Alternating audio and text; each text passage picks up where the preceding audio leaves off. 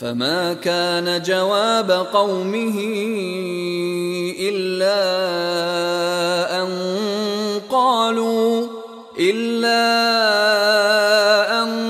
قالوا أخرجوا آل لوط من قريتكم إنهم أناس يتطهرون فأنجيناه وأهله إلا امرأته قدرناها من الغابرين وأمطرنا عليهم مطرا فساء مطر المنذرين قل الحمد لله وسلام على عباده الذين اصطفى الله خير أما يشركون أمن خلق السماوات والأرض وأنزل لكم من السماء ماء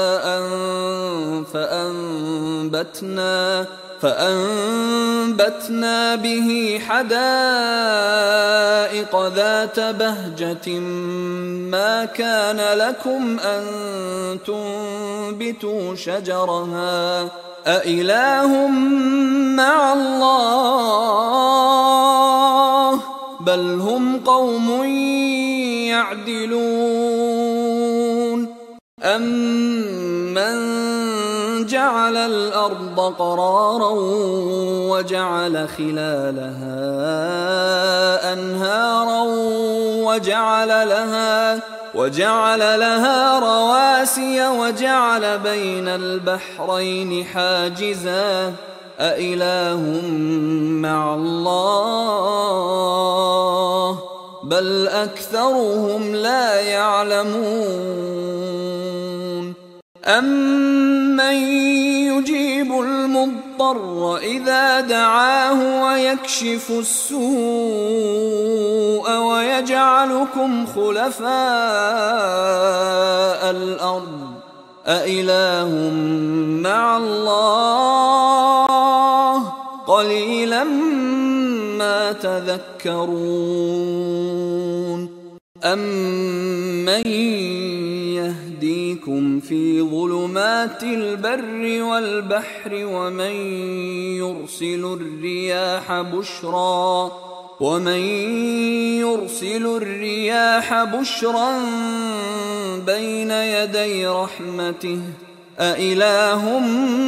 مع الله تعالى الله عما يشركون أمن يبدأ الخلق ثم يعيده ومن يرزقكم من السماء والأرض أإله مع الله قل هاتوا برهانكم إن كنتم صادقين قل لا يعلم من في السماوات والأرض الغيب إلا الله وما يشعرون أيان يبعثون بل ادارك علمهم في الآخرة بل هم في شك منها بل هم منها عمون وقال الذين كفروا أإذا كنا ترابا وآباؤنا أإنا لمخرجون لقد وعدنا هذا نحن وآباؤنا من قبل إن هذا إلا أساطير الأولين قل سيروا في الأرض فانظروا كيف كان عاقبة المجرمين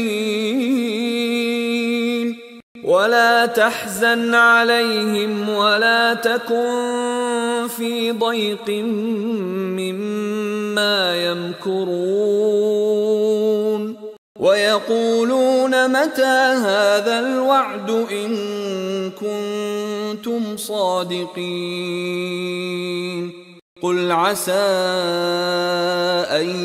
يكون ردف لكم بعض الذي تستعجلون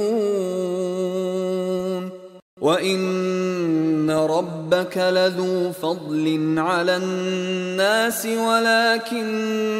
أكثرهم لا يشكرون وإن ربك ليعلم ما تكن صدورهم وما يعلنون وما من غائبة في السماء والأرض إلا في كتاب مبين إن هذا القرآن يقص على بني إسرائيل أكثر الذي هم فيه يختلفون وإنه لهدى ورحمة للمؤمنين إن ربك يقضي بينهم بحكمه وهو العزيز العليم فتوكل على الله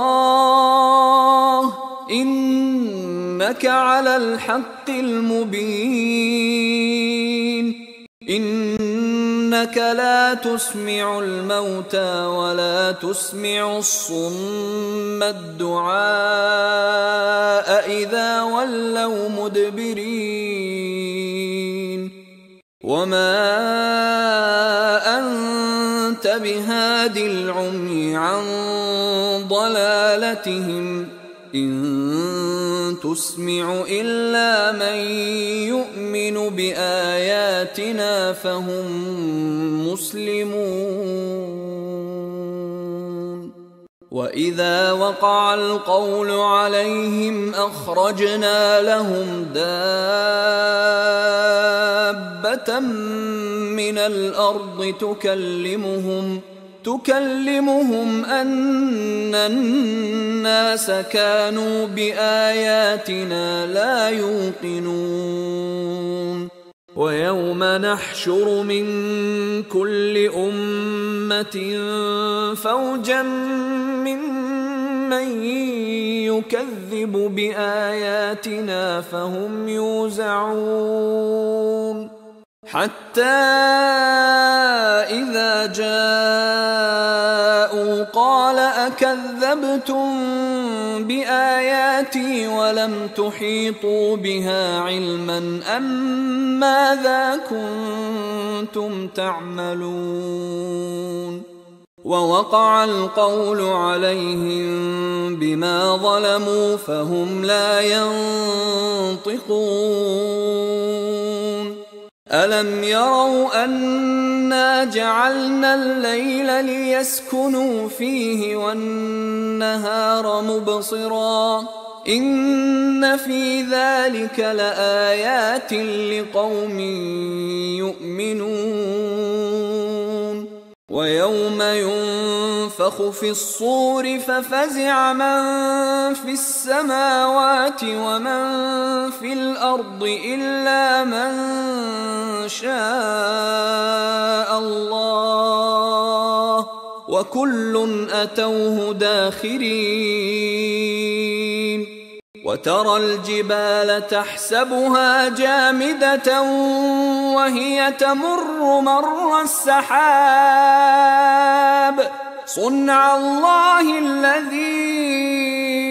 أتقن كل شيء إنه خبير بما تفعلون من جاء بالحسنة فله خير منها وهم من فزع يومئذ آمنون ومن جاء بالسيئة فكبت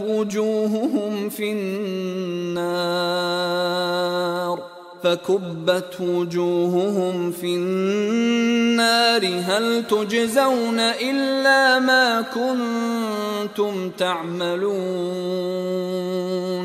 إنما أمرت أن أعبد رب هذه البلدة الذي حرمها وله كل شيء وأمرت أن أكون من المسلمين وأن أتلو القرآن فمن اهتدى فإنما يهتدي لنفسه ومن ضل فقل إنما أنا من المنذرين وقل الحمد لله سيريكم آياته فتعرفونها وما ربك بغافل عما تعملون بسم الله الرحمن الرحيم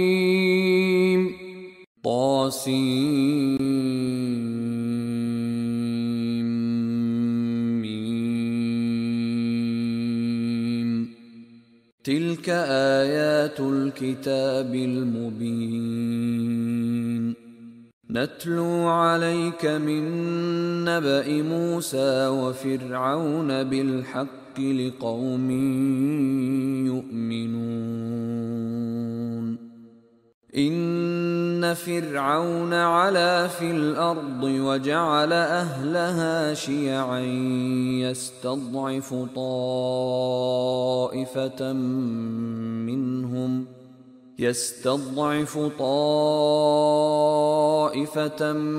منهم يذبح أبناءهم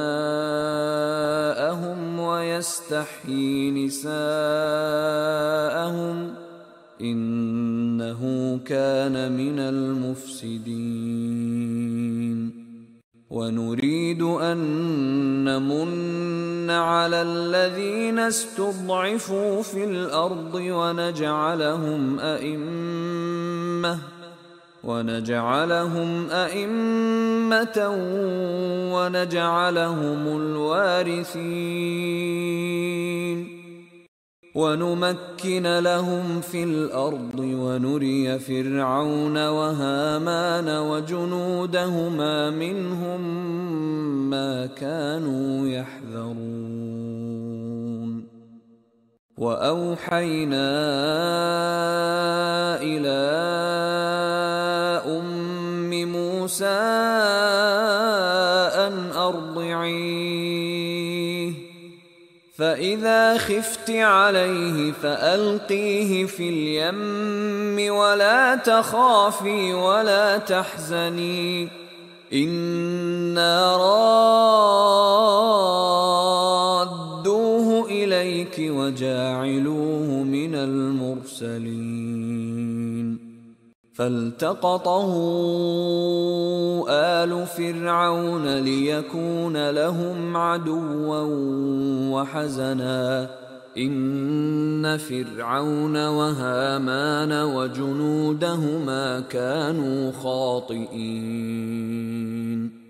وقالت امرأة فرعون قرة عين لي ولك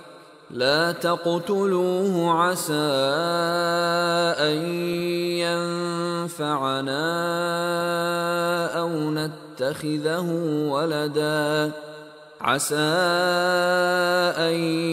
ينفعنا أو نتخذه ولدا وهم لا يشعرون وأصبح فؤاد أم موسى فارغا إن كادت لتبدي به لولا أن ربطنا على قلبها لتكون من المؤمنين. وقالت لأخته قصيه فبصرت به عن جنب وهم لا يشعرون. وحرمنا عليه المراضع من قبل فقالت هل أدلكم على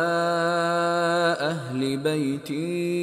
يكفلونه لكم وهم له ناصحون. فرددناه إلى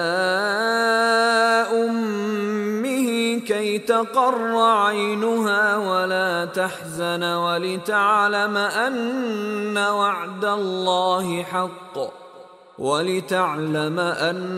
وعد الله حق ولكن أكثرهم لا يعلمون. ولما بلغ أشده واستوى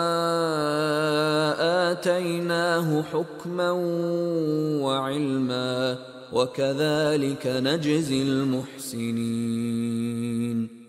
ودخل المدينة على حين غفلة من أهلها فوجد فيها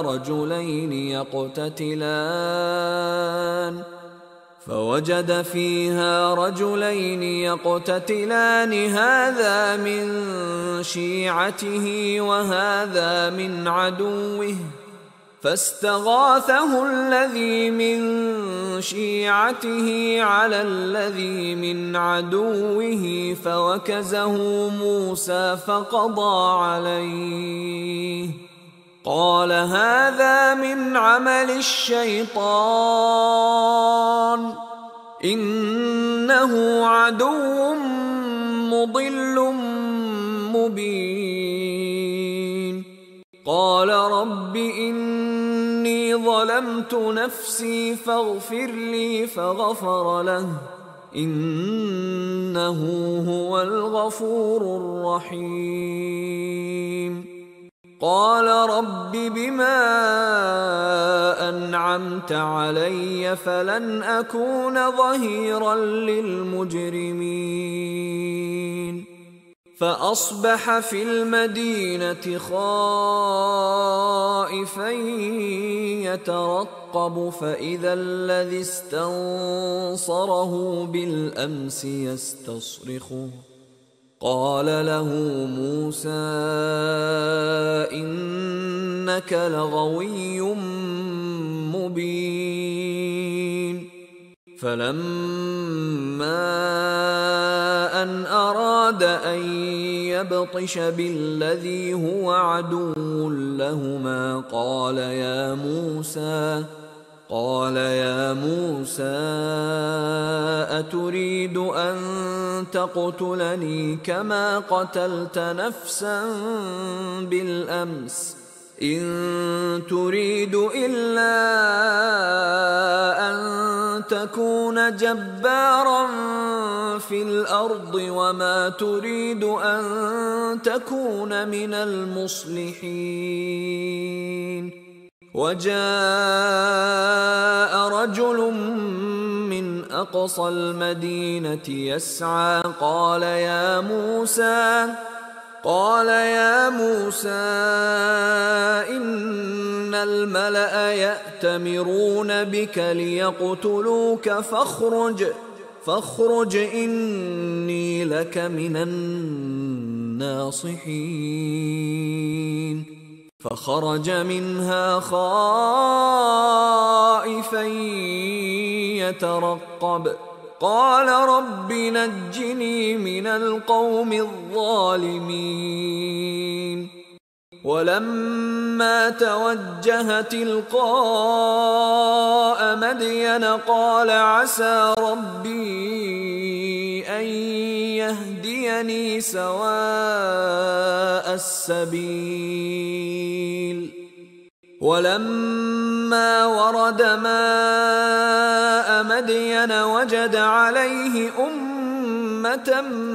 من الناس يسقون ووجد من دونهم امرأتين تذودان قال ما خطبكما قالتا لا نسقي حتى يصدر الرعاء وأبونا شيخ كبير فسقى لهما ثم تولى إلى الظل فقال رب إني لما أنزلت إلي من خير فقير فجاءته إحداهما تمشي على استحياء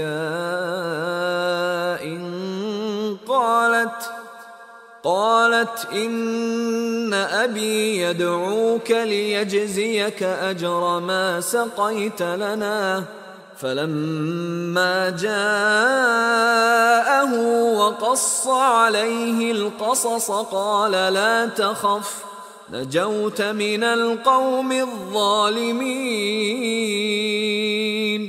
قالت إحداهما يا أبت استأجره إن خير من استأجرت القوي الأمين قال إني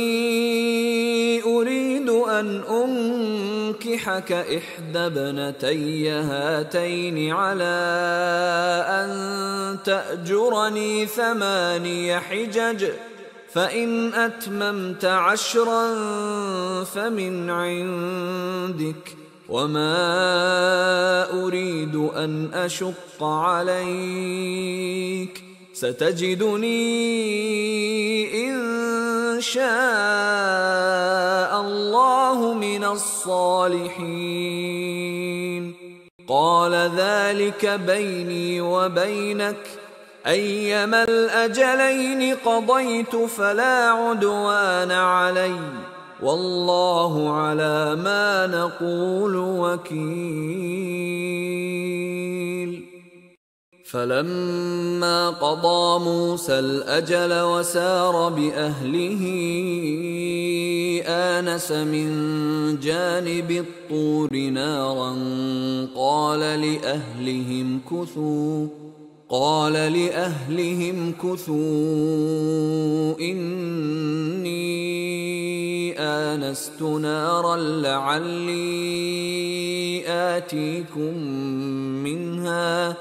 لعلي آتيكم منها بخبر أو جذوة من النار لعلكم تصطلون فلما أتاها نودي من شاطئ الوادي الأيمن في البقعة المباركة من الشجرة أن يا موسى إني أنا الله رب العالمين وأن ألق عصاك فلما رآها تهتز كأنها جان ولا مدبرا ولم يعقب يا موسى أقبل ولا تخف إنك من الآمنين أسلك يدك في جيبك تخرج بيضاء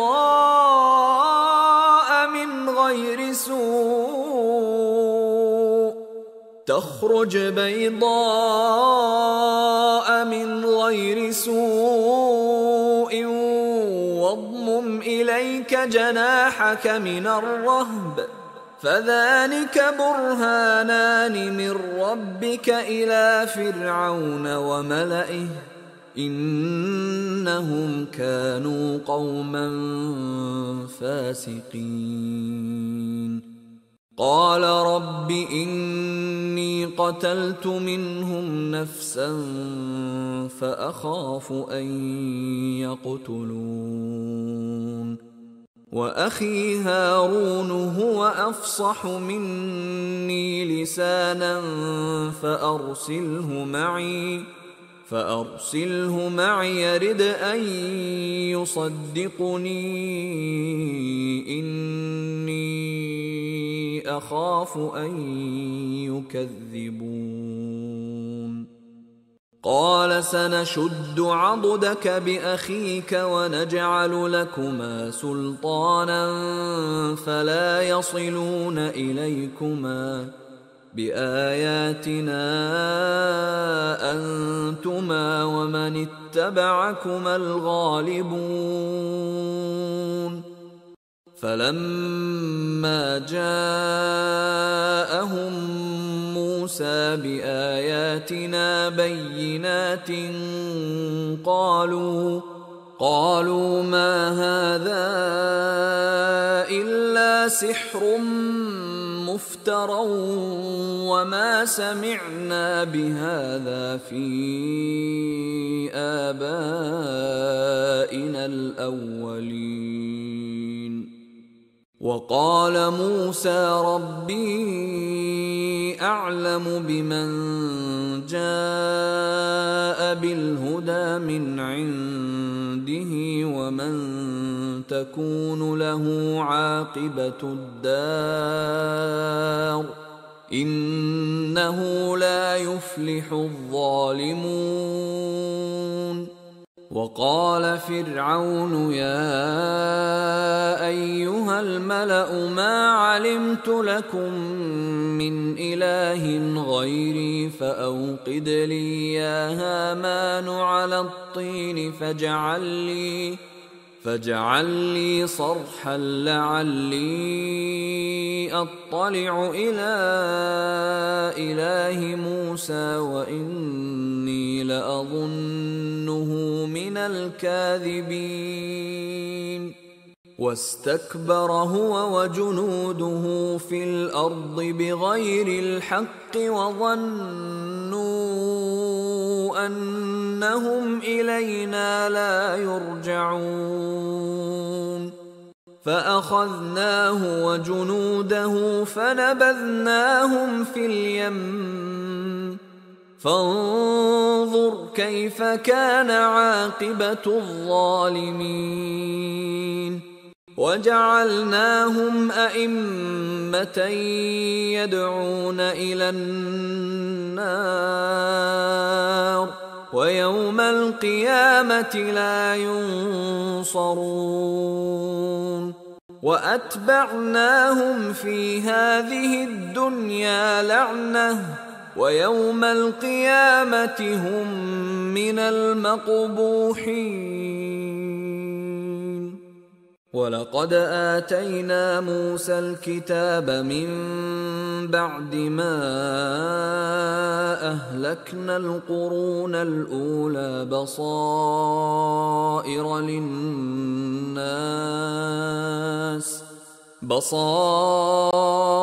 للناس وهدى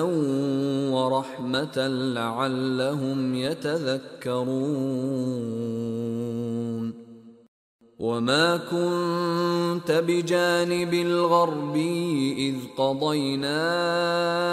إلى موسى الأمر وما كنت من الشاهدين ولكننا أنشأنا قرونا فتطاول عليهم العمر وما كنت ثاويا في أهل مدين تتلو عليهم آياتنا ولكننا كنا مرسلين. وما كنت بجانب الطور إذ نادينا ولكن رحمة من ربك لتنذر قوما ما أتاهم من نذير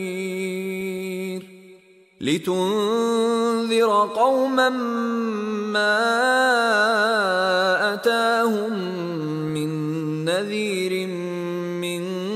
قبلك لعلهم يتذكرون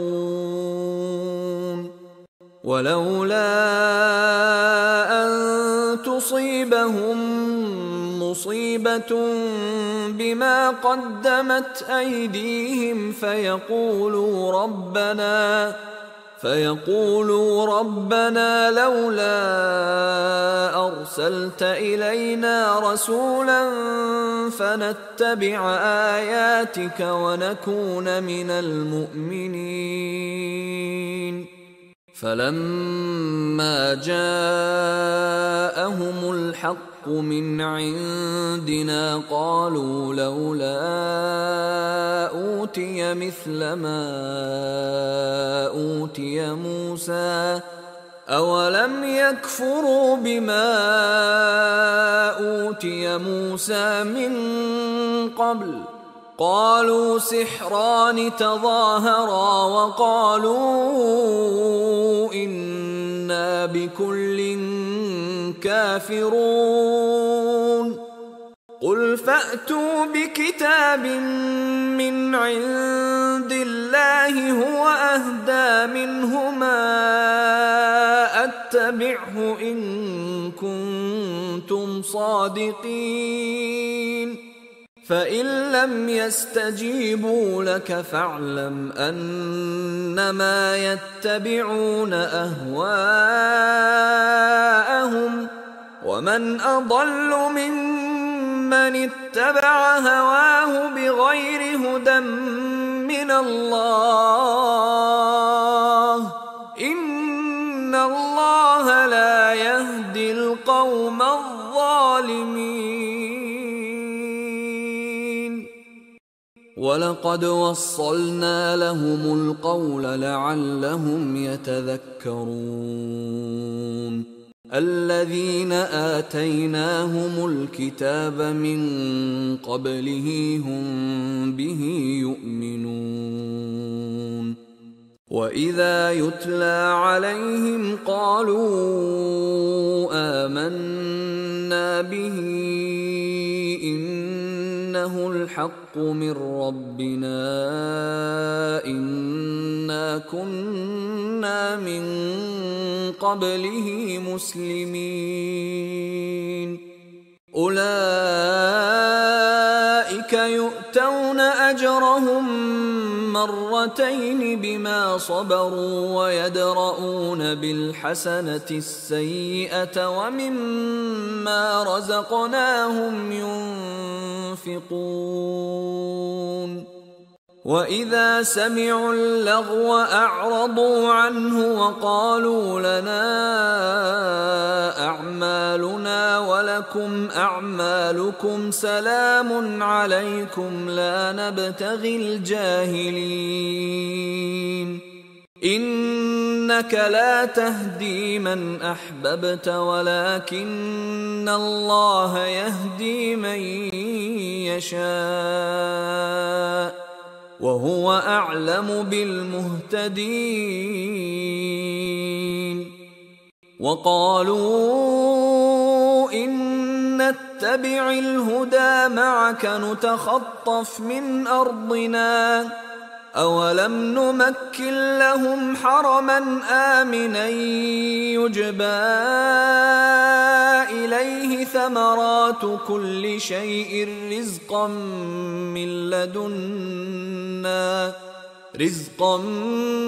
من لدنا ولكن أكثرهم لا يعلمون وكم أهلكنا من قرية بطرت معيشتها فتلك مساكنهم لم تسكن من بعدهم إلا قليلا وكنا نحن الوارثين وما كان ربك مهلك القرى حتى يبعث في أمها رسولا يتلو عليهم آياتنا وما كنا مهلك القرى إلا وأهلها ظالمون وما أوتيتم من شيء فمتاع الحياة الدنيا وزينتها وما عند الله خير وأبقى أفلا تعقلون أفمن وعدناه وعدا حسنا فهو لاقيه كمن متعناه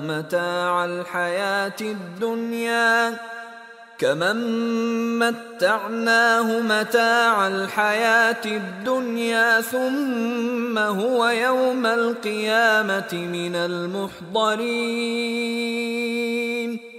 ويوم يناديهم فيقول أين شركائي الذين كنتم تزعمون قال الذين حق عليهم القول ربنا هؤلاء الذين أغويناهم كما غوينا تبرأنا إليك ما كانوا إيانا يعبدون وقيل ادعوا شركاءكم فدعوهم فلم يستجيبوا لهم ورأوا العذاب لو أنهم كانوا يهتدون ويوم يناديهم فيقول ماذا أجبتم المرسلين فعميت عليهم الأنباء يومئذ فهم لا يتساءلون فأما من تاب وآمن وعمل صالحا فعسى أن يكون من المفلحين وربك يخلق ما يشاء ويختار ما كان لهم الخيرة سبحان الله وتعالى عما يشركون وربك يعلم ما تكن صدورهم وما يعلنون وهو الله لا إله إلا هو له الحمد في الأولى والآخرة وله الحكم وإليه ترجعون قل أرأيتم إن جعل الله عليكم الليل سرمدا إلى يوم القيامة من إله غير الله يأتيكم بضياء أفلا تسمعون قل أرأيتم إن جعل الله عليكم النهار سرمدا إلى يوم القيامة من إله غير الله يأتيكم بليل من إله غير الله يأتيكم بليل تسكنون فيه أفلا تبصرون ومن رحمته جعل لكم الليل والنهار لتسكنوا فيه ولتبتغوا من فضله ولعلكم تشكرون. ويوم يناديهم فيقول أين شركائي الذين كنتم تزعمون. ونزعنا من كل أمة شهيدا فقلنا هاتوا برهانكم فعلموا أن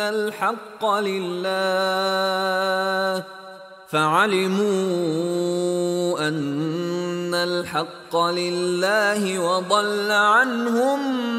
ما كانوا يفترون. إن قارون كان من قوم موسى فبغى عليهم وآتيناه من الكنوز ما إن مفاتحه لتنوء بالعصبة أولي القوة إذ قال له قومه لا تفرح إن الله لا يحب الفرحين. وابتغ فيما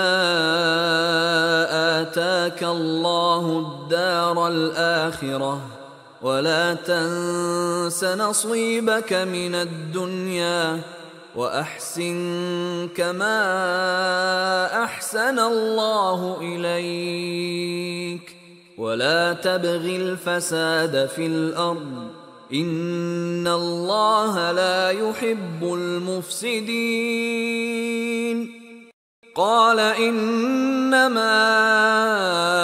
أوتيته على علم عندي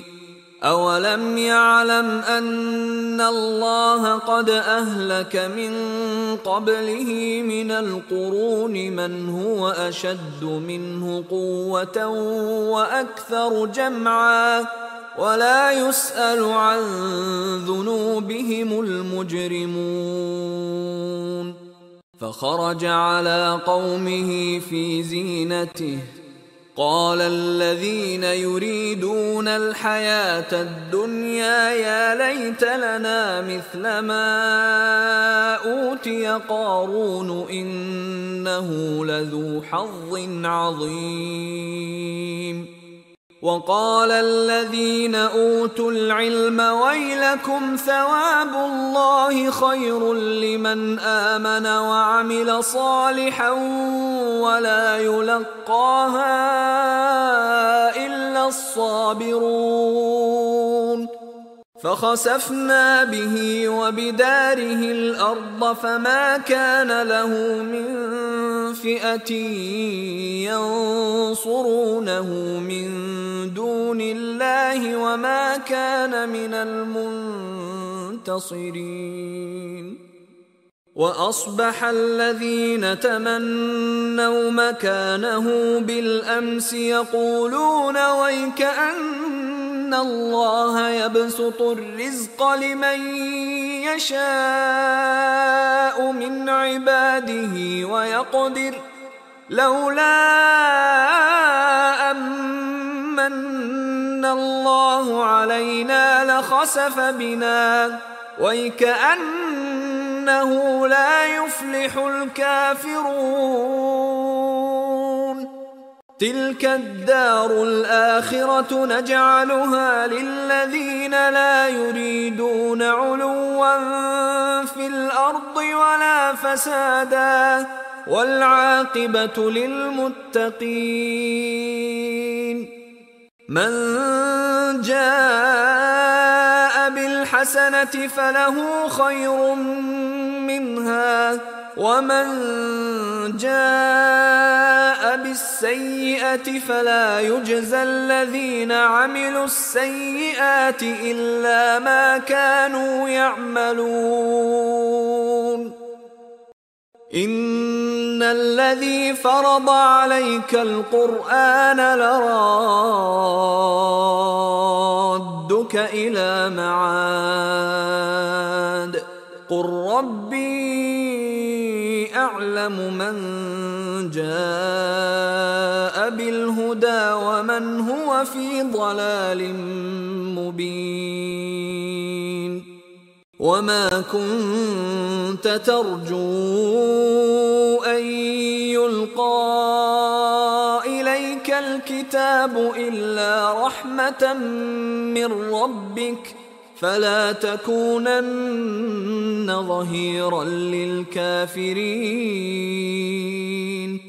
ولا يصدنك عن آيات الله بعد إذ أنزلت إليك وادع إلى ربك ولا تكونن من المشركين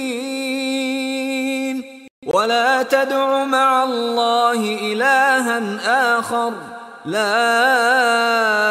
إله إلا هو كل شيء هالك إلا وجهه له الحكم وإليه ترجعون بسم الله الرحمن الرحيم ألف لام ميم أحسب الناس أن يتركوا أن يقولوا آمنا وهم لا يفتنون ولقد فتنا الذين من قبلهم فليعلمن الله الذين صدقوا وليعلمن الكاذبين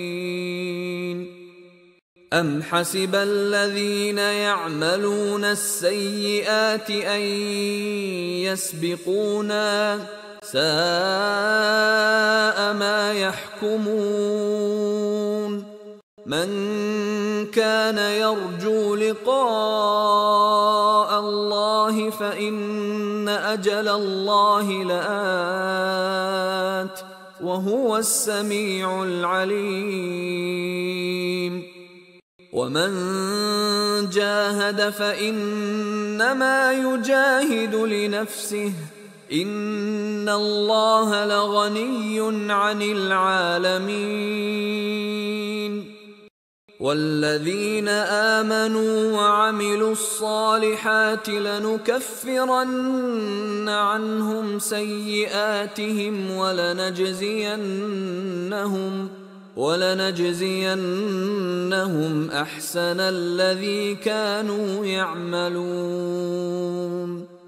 ووصينا الإنسان بوالديه حسنا وإن جاهداك لتشرك بي ما ليس لك به علم فلا تطعهما إلي مرجعكم فأنبئكم بما كنتم تعملون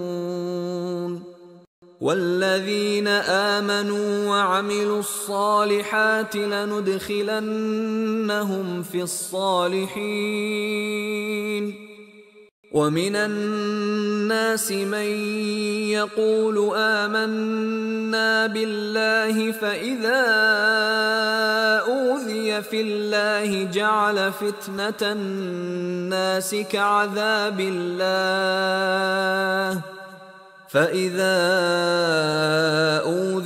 الله جعل فتنة الناس كعذاب الله ولئن جاء نصر من ربك ليقولن إنا كنا معكم أوليس الله بأعلم بما في صدور العالمين وليعلمن الله الذين آمنوا وليعلمن المنافقين. وقال الذين كفروا للذين آمنوا اتبعوا سبيلنا ولنحمل خطاياكم وما هم بحاملين من خطاياهم من شيء إنهم لكاذبون. وليحملن أثقالهم وأثقالا مع أثقالهم وليسألن يوم القيامة عما كانوا يفترون. ولقد أرسلنا نوحا إلى قومه فلبث فيهم 1000 سنة إلا 50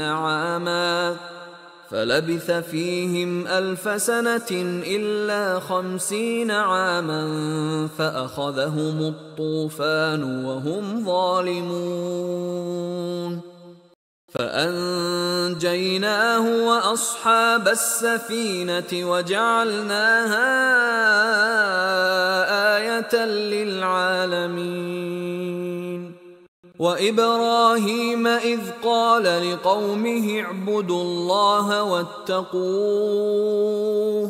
ذلكم خير لكم إن كنتم تعلمون. إنما تعبدون من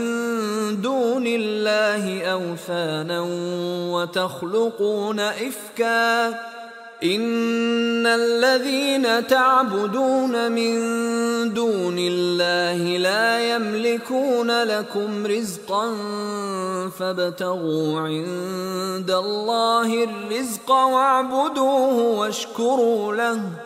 إليه ترجعون. وإن تكذبوا فقد كذب من قبلكم وما على الرسول إلا البلاغ المبين. أولم يروا كيف يبدئ الله الخلق ثم يعيده إن ذلك على الله يسير. قل سيروا في الأرض فانظروا كيف بدأ الخلق ثم الله ينشئ النشأة الآخرة إن الله على كل شيء قدير. يعذب من يشاء ويرحم من يشاء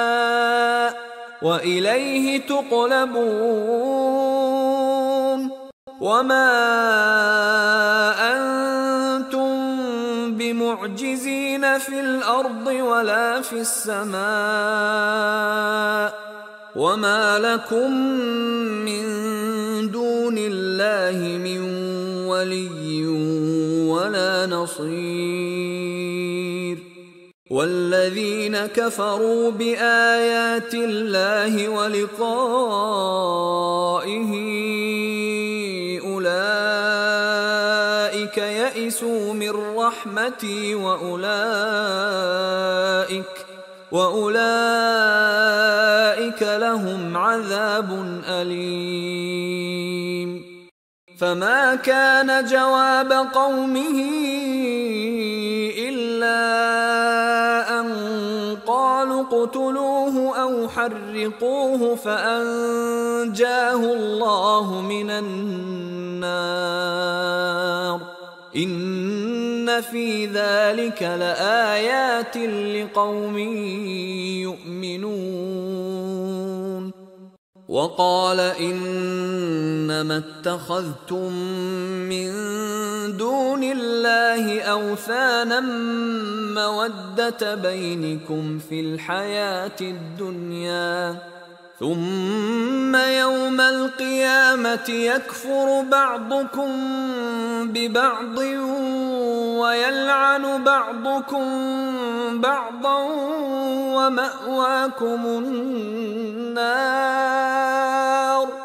ومأواكم النار وما لكم من ناصرين. فآمن له لوط وقال إني مهاجر إلى ربي إنه هو العزيز الحكيم. ووهبنا له إسحاق ويعقوب وجعلنا في ذريته النبوة والكتاب وآتيناه أجره في الدنيا وإنه في الآخرة لمن الصالحين. ولوطا إذ قال لقومه إنكم لتأتون الفاحشة ما سبقكم بها من أحد من العالمين. أئنكم لتأتون الرجال وتقطعون السبيل وتأتون في ناديكم المنكر. فما كان جواب قومه إلا أن قالوا ائتنا بعذاب الله إن كنت من الصادقين.